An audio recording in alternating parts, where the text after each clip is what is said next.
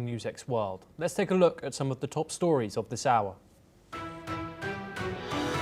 6 people are killed and 8 others are injured after Palestinian gunmen opened fire at a bus stop in northern Jerusalem, one of the city's deadliest attacks in years. Police say 2 assailants were neutralized at the scene, while Hamas praises the attack without claiming responsibility.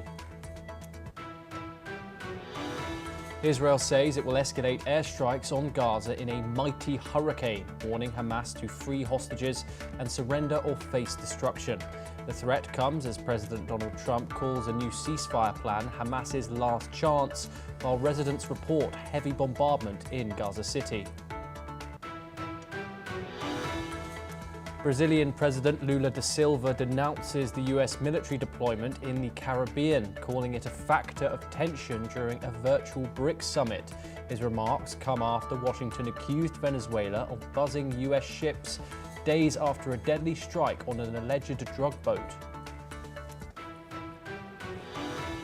Spain says it strongly rejects Israel's accusations of anti-Semitism after Prime Minister Pedro Sanchez announced 9 measures against Israel over the war in Gaza.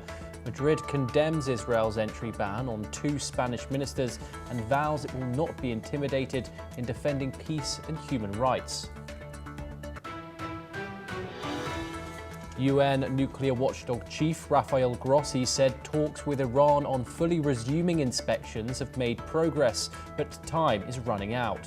He tells the IAEA Board of Governors he hopes the discussions can be successful and concluded within days.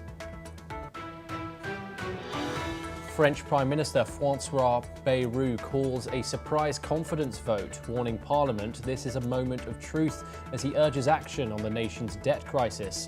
But with support slipping, he appears unlikely to survive, setting President Macron up to name his 5th Prime Minister in under 2 years. At least 16 people are killed and dozens are injured in Nepal as Generation Z-led protests against a social media ban erupt into clashes with police in Kathmandu. Authorities defend the crackdown, saying the ban on Facebook, X and YouTube is needed to combat fake news, hate speech and fraud. A federal appeals court refuses to overturn an $83.3 million jury verdict against President Donald Trump for defaming writer E. Jean Carroll in 2019. Judges reject Trump's claim of presidential immunity, letting the 2024 ruling stand. We start in the Middle East for our top story, where Hamas has announced that it